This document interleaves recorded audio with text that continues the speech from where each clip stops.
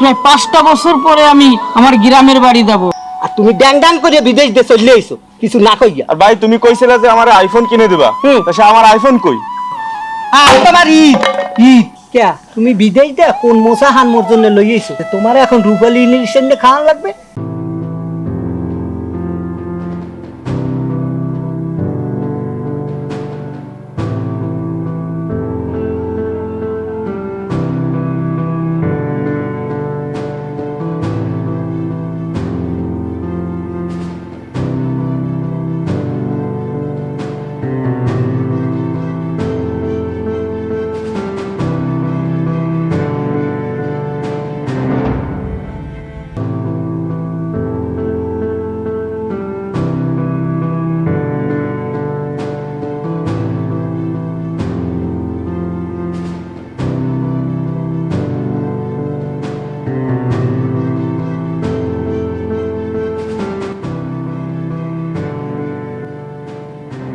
ভাই আপনারা তো খুশি খুশি মনে হচ্ছে, কোনো লটারি পাইছেন নাকি? না বিল্লাল, লটারি পাই নাই, লটারির থেকে অনেক বড় কিছু পাইছি। এবার ঈদের আমার ছুটিটা মঞ্জুর হয়েছে, সেই খুশিতে আমার আনন্দ লাগতেছে বুঝছো। প্রায় 5টা বছর পরে আমি আমার গ্রামের বাড়ি যাব, সবার সাথে ঈদ কাটাবো। কি খুশি লাগতেছে আমার। বাহ, এটা তো খুশিরই খবর। যাক, আমাদের মধ্যে একজন হলেও এই ঈদে বাড়িতে যাচ্ছে। ভাই তাহলে কবে যাচ্ছেন? এই তো বিল্লাল, 15 রমজানে দেশের উদ্দেশ্যে উড়াল দেব আমি।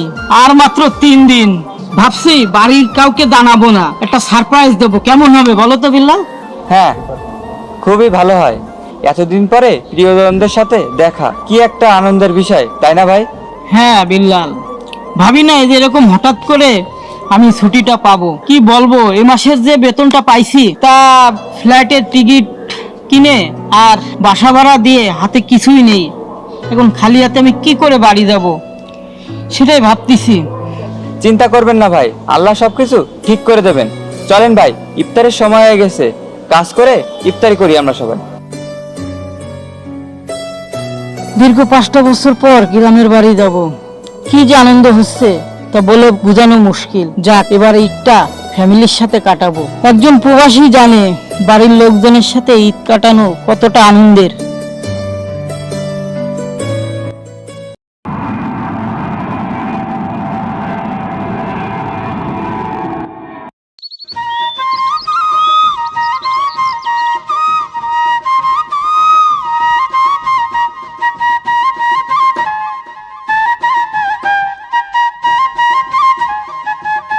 আরে ভাই, ভালো আছিস ভাই? তুমি চলে আইছো ভাই? তোমার আসতে কোনো সমস্যা হয় না তো? আর তুমি না জানে চলে আইছো ভাই? শোন ভাই, আমার কোম্পানি হঠাৎ করে আমাদের ছুটি দিছে, তা চিন্তা করলাম যাক 5টা বছর পরে ছুটি পাইছি, তো যাই গ্রামের বাড়িতে বেড়ায় আসি। চিন্তা করলাম যে তোদেরকে একটা সারপ্রাইজ দেবো, সেই জন্যই তোদেরকে জানাই নেই। ভাই তোমার শরীরটা ভালো আছে ভাই? আলহামদুলিল্লাহ, আমার শরীর খুব ভালো আছে। ভাই তাহলে আমি আব্বাতে ফোন দিই। না না না, থাক, আব্বারে ফোন দেওয়া লাগবে না। আব্বারে যে আমি সারপ্রাইজ দেবো, আব্বা আমারে দেখলে হঠাৎ করে অনেক খুশি হবে।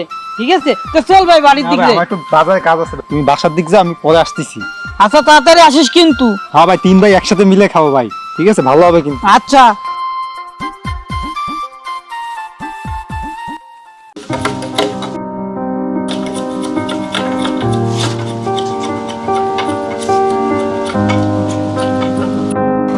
আব্বা, কিসে মিয়া ভাইরে ফোন দিছিলেন? বেটা, আজ একটা সপ্তাহ ধরে আর ফোন দিতেছি, ও ফোনটা তো ধরেও না। কিছু কবি? 1 সপ্তাহ ধরে কইতেছি যে আমার গাড়ির টাকা লাগবে, কিভাবে টাকা আনবেন এটা আমি জানি না। সন্ধ্যার সময় আরে ফোন দিয়ে দেখ, মনে ফোন ধরে তো টাকার কথা খুব মনে। আমি অত কিছু বুঝি না, আমার টাকা লাগবে।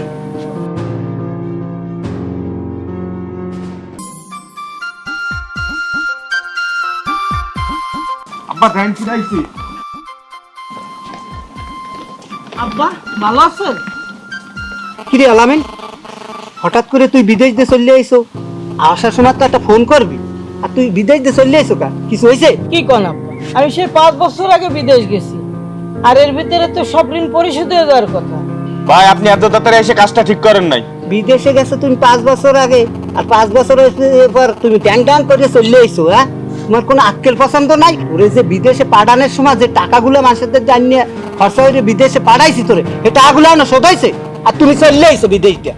কি কোন আব্বা, আমি যে এই বিদেশ যাই কত কষ্ট করেছি, মাথার ঘাম পাই, রক্ত পানি করে আমি যত টাকা ইনকাম করেছি সব টাকা তো আপনার ধরে পাঠাই দিছি।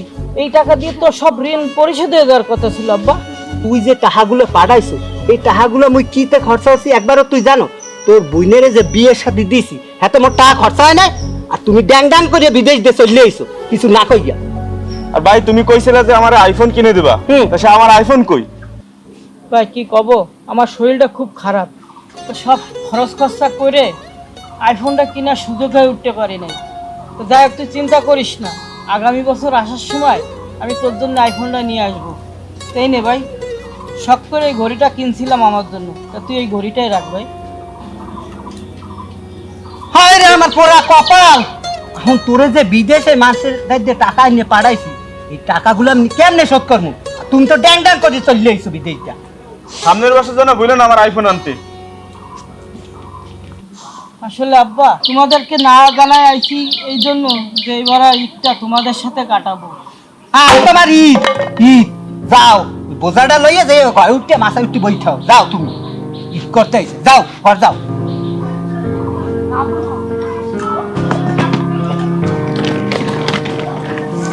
বিদেশ দিয়ে আইসো ঈদ করতে, আর সেটা আসো তাই না ঈদ করতে।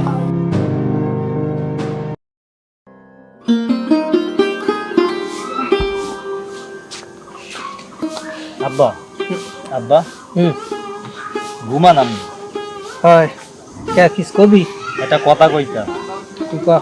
বড় ভাইটাই চাইছে কয়দিন হয়েছে ঘরে আলু ভর্তা ডাল ছাড়া কিচ্ছু করে না, ভালো মন্দ আমার ব্যবস্থা করে, এইভাবে তো চলে না। কে তুমি বিদেশ যাইছে কি একখান মশা লইয়াছে মোর জন্য?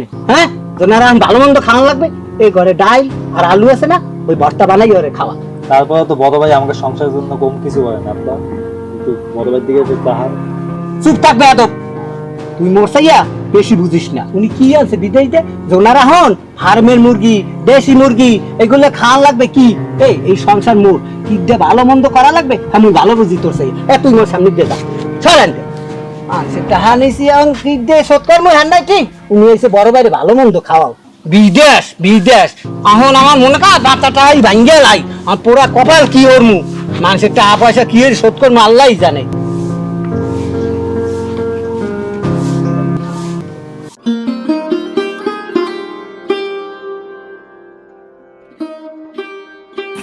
আসসালামু আলাইকুম আব্বা। ওয়ালাইকুম আসসালাম। আব্বা একটা কথা বলবো আপনার? কি কবি ক। বলতেছি কি, আপনি তো জানেন আমি রূপালী ইলিশ মাছ খেতে খুব পছন্দ করি, একটা ইলিশ মাছ খাওয়াবেন আমার আজকে? কে তুমি বিদেশ দে কোন মশা হান মোর জন্য লইয়েছো যে তোমার এখন রূপালী ইলিশের নে খাওয়ান লাগবে? জোডে না পান্তা তেসা ওনার রূপালী ইলিশের নে খাওয়াও। ওই ঘরে কাঁচা মরিচ আছে আর পান্তা ভাত আছে, যাও যাও ইয়ে গেল। আব্বা, 5টা বছর আমি বিদেশ কাটাইছি, মাথার ঘাম পায়ে ফেলাইছি, রক্ত পানি করছি, করে যত টাকা ইনকাম করেছি সব টাকা আপনার কাছে পাঠাই দিছি। আপনি এখনো ঋণ পরিশোধ করতে পারেন নাই, ভালো মন্দ কিছু খাতে পারি নাই। চিন্তা করছি যে এবার ঈদে বাসায় আইছি, ফ্যামিলির সবাইকে নিয়ে, আপনাদের সবাইকে নিয়ে আমি একটু ভালো মন্দ খাবো, আনন্দে থাকবো। আর আপনি কি কথা বলতেছেন? মুইয়াছি দিন আয় তলান না, আর তোমার এখন ভালো মন্দ খাওয়াই। আরে তুমি ওর সামনে দিয়ে যাও, ঘর যাও। কি বলেন আব্বা, আমি বিদেশ থেকে এত টাকা পাঠাইছি আপনার কাছে, আপনি এখনো দিনা রয়েছেন? এই তোর বোনের বিয়ে দেওয়ার সময় যে কারি কারি টাকাগুলো ভাঙছি সেগুলো আইছে কন যায় নাকি মুই ভালো মন্দ খাইছি? তুই যা মোর সামনে দিয়ে যাবি বাবা, যা রাত তোলে দেন আর আমি সব হাজির হইবেন আর হয়ে নিয়েছে ভালো মন্দ।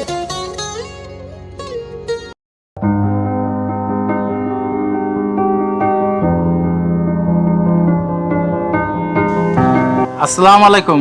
ওয়ালাইকুম আসসালাম। কোথায় যাচ্ছেন কাকা? ওই গরু কাটা আনতে যাই, ওই বিলে রয়েছে তাই। তা গরু আনতে যান আর জেনে যান, ভালো কথা। আপনার পোলায় বিদেশ আইলো, তা আপনার আমরা টাকাগুলো দেন না কে?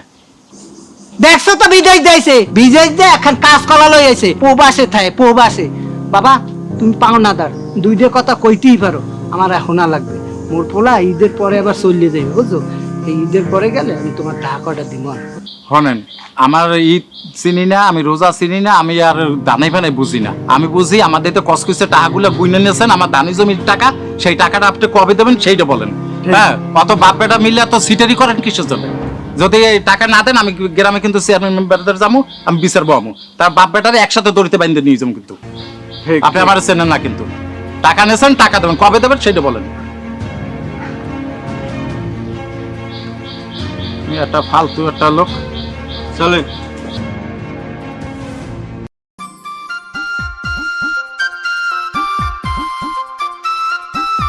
আরে বন্ধু, আরে বন্ধু, ভালো আছিস তুই? ভালো আছি। তুই কালকে আইছিস, তুই আজকে আমার সাথে দেখা করতে আসলি?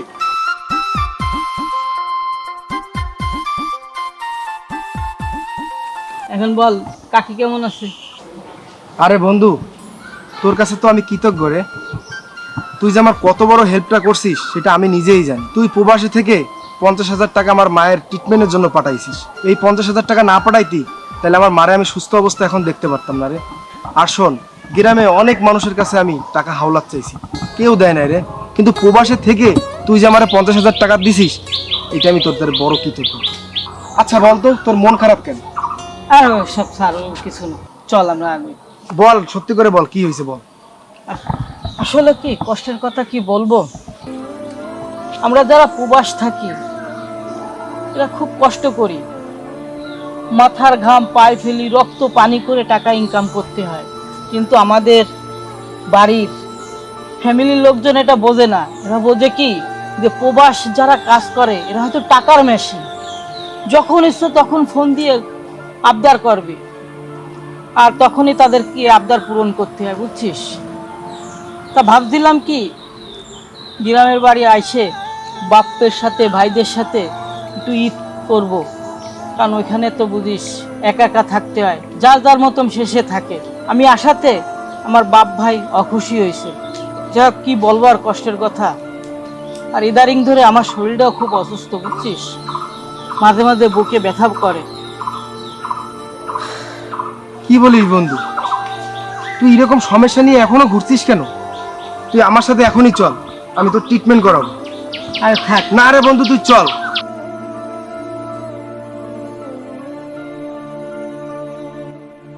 আলামিন, দাঁড়াও।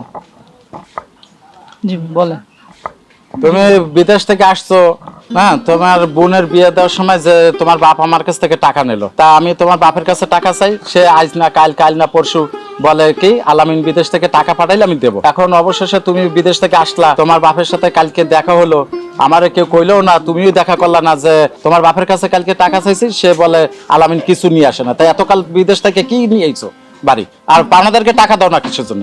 ভাই আসলে সত্যি কথা বলতে কি, প্রবাস জীবনটা যে এত কষ্টের, যারা প্রবাস করে তারাই জানে। তা আমি ওইখানে থেকে যত টাকা ইনকাম করেছি কষ্ট করে, সব টাকায় আমি বাড়ি পাঠাইছি। আর আমার বাবাকে বলেছি যত দিনা আছে সব দিনা পরিশোধ করতে। এখন সে যে দিনা পরিশোধ না করে সেই টাকাগুলো কি করছে সেটা তো আর আমি বলতে পারতেছি না। যাক, আপনি টাকা পাবেন, টাকা দেব। তা আমি আমার বাবার সাথে কথা বলে দেখি আপনার টাকাটা পরিশোধ করে দেওয়ার ব্যবস্থা করতেছি। আচ্ছা, বাসা যাই তোমার বাপরে বলবা যে টাকা যেন আমারটা ভালো মতন দিয়ে দেন, তা না হলে কিন্তু বাপ বেটার একসাথে ধরে নিয়ে চেয়ারম্যানের কাছে নিয়ে যাবো। টাকা নিয়ে তাহলে দানাই পানাই, তাই না? টাকাটা নেওয়ার সময় কষ্ট করে গুনিয়ে নিয়েছিলা, তাহলে দিতে এত সমস্যা কোথায়? আচ্ছা ভাই, যাও, এক সপ্তাহের ভিতরে আবার টাকা দেবা। আচ্ছা ঠিক আছে।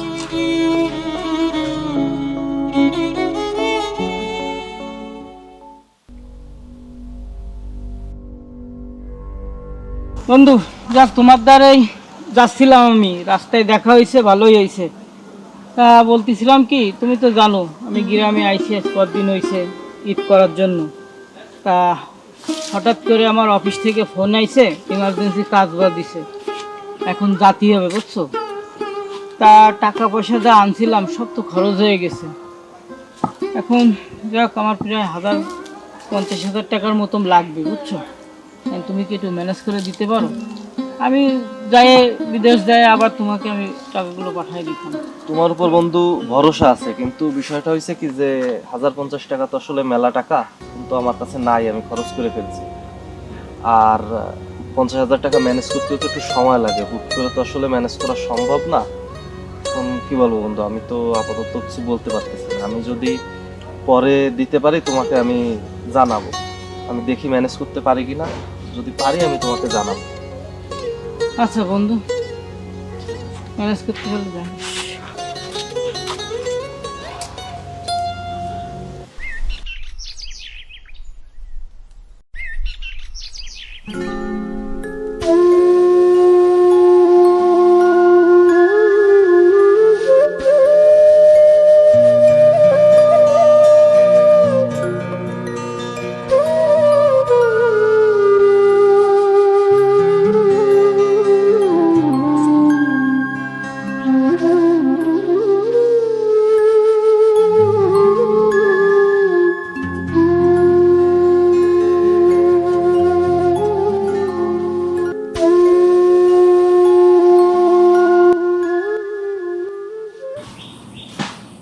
এই রোহান আর শিবুল, আচ্ছা তোর বড় ভাই আলামিন গেছে কই? সকাল ধরে তোর খুঁজতেই পাইতেছি না, একটু দেখ দি ঘরে আছে তো আসেনি। আব্বা আমি তো ঘরের ভিতর গেছিলাম, যাই তো লাগেজ মাগেজ তো দেই না। ও লাগেজ পাই না, পাইছি এটা সিটি। সিডি পাইছো? আচ্ছা সিডিতে কি লাগছে বাবা একটু পড় দি।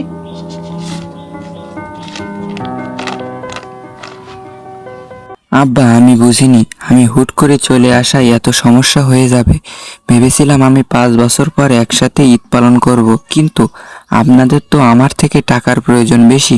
আব্বা জানেন আমি প্রবাসে বসে দিন গুনি, কবে দেশে ফিরবো, কবে আপনাদের সাথে গল্প করব, কবে আপনাদের সাথে একসাথে খেতে পারবো। কিন্তু আসার পর দেখলাম আমার সময় কাটছে না, আমার একটা ঘন্টা প্রবাসের একটা বছরের সমান হয়ে গেছে। আব্বা আমি চলে যাচ্ছি, ঠিকই টাকা পাঠাবো, অনেক টাকা পাঠাবো। সেই টাকা দিয়ে সব ঋণ পরিশোধ করবেন, বাড়ির কাজ শুরু করে দিন। যেদিন আপনাদের সব ঋণ পরিশোধ হয়ে যাবে সেদিন একটি আলিশান বাড়ি বানিয়ে ফেলবেন। যেদিন আপনাদের সকল প্রয়োজন শেষ হয়ে যাবে সেদিন আমাকে বললেন, সেদিন আমি দেশে ফিরবো, সেদিন আমরা একসাথে বসে খাবো আর অনেক গল্প করব। কারণ সেদিন আমাদের কথার মধ্যে প্রয়োজন বা টাকার কথা উঠবে না। আমার শরীরটা অনেক খারাপ, ভালো থাকবেন, নিজের শরীরের প্রতি যত্ন নেবেন। ইতি আপনার ছেলে।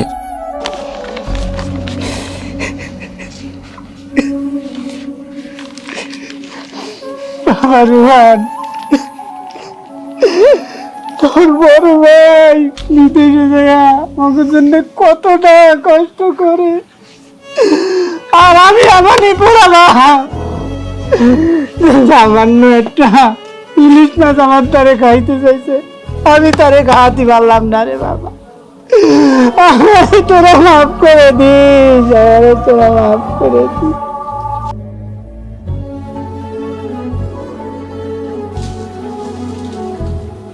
আব্বা আব্বা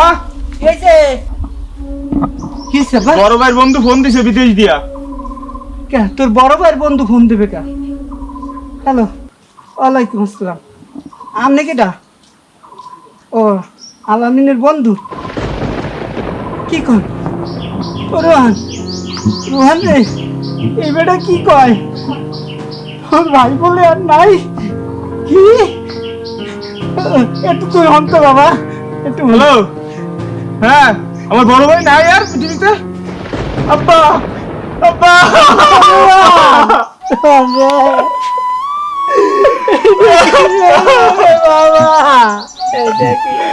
আব্বা এটা কি হইলো?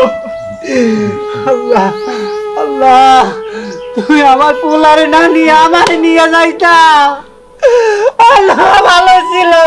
আমার পোলা বিদেশে বসে কত কষ্ট করে, আর আমি বাপ হইয়া তার সাথে কি ব্যবহার করলাম বাড়ি আসার পরে।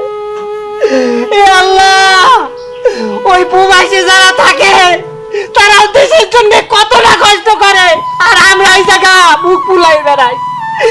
ঈদ তো সবার জন্য, আমার ছেলে আমার দ্বারাই ছিল ঈদ করার জন্য, আর আমি তারে দূর দূর করে তারাই দিছি শুধু টাকার জন্য। টাকা, এই টাকাটাই শেষ।